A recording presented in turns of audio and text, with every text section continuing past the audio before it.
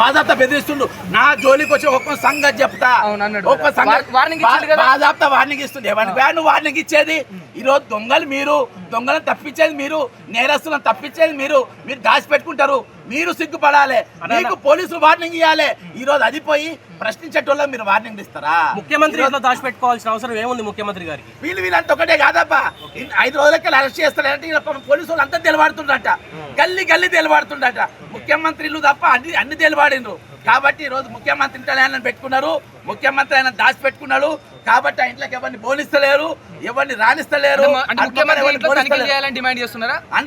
చూస్తామని పోతేనే పోలిస్తలేరు కదా.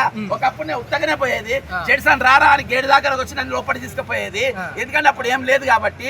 ఈ రోజు ముఖ్యమంత్రి అయిండు, తల కళ్ళు వచ్చినాయి, ఒత్తిన కళ్ళు వచ్చినాయి. కాబట్టి ఈ రోజు బడా బాబులకు, నేరస్తులకు, దొంగలకు, 420లకు ఈ రోజు కాపు మద్దతు తెలిపే పరిస్థితి ఉన్నది. ఇది ఏ తెలంగాణ, దేనికోసం తెచ్చుకున్న తెలంగాణ?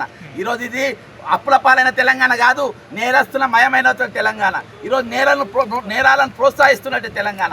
ఒక బాలికను ఏ విధంగా ఆమెను ఒక బ్లాక్ మెయిలర్గా చిత్రీకరించే ప్రయత్నం చేస్తుంది. ఒట్టి యూట్యూబ్ మరియు మెయిన్ మీడియాకే దాదాపు 3.5 4 కోట్లు ఖర్చు పెట్టినట్ట.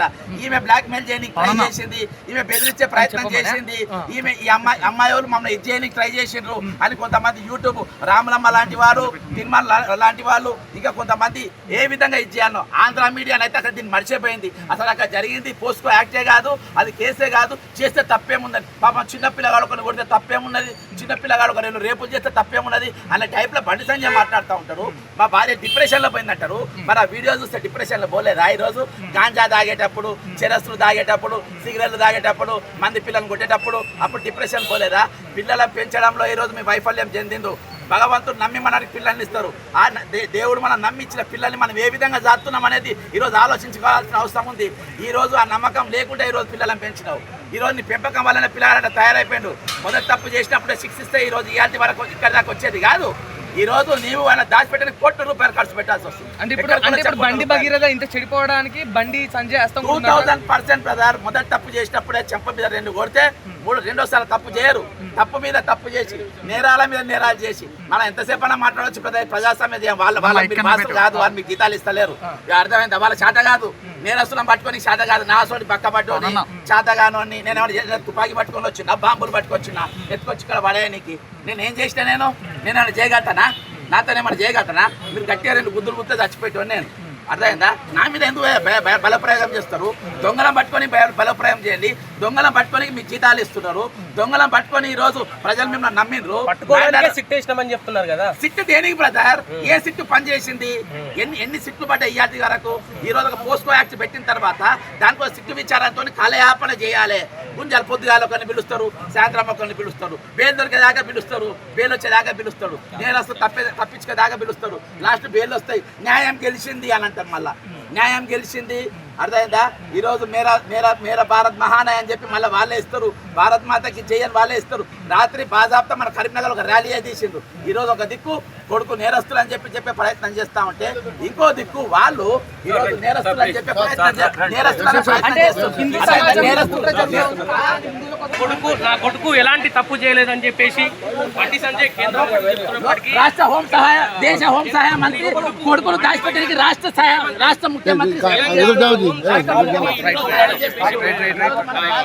జక్క జర్సన్ గారు ఇక్కడ ముఖ్యమంత్రి గారి ఇంటిని ముట్టడించడం జరిగింది. ఐదవ రోజు ముద్దాయిని అరెస్ట్ చేయడానికి చేతగాక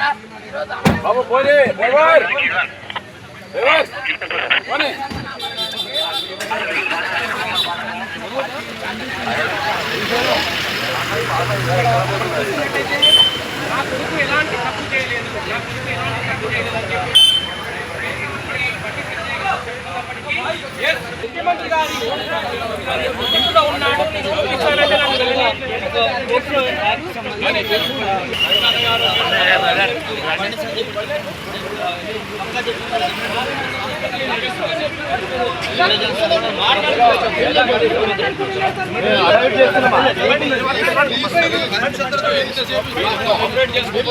అయిపోయింది కదా. మేము మా వాయిస్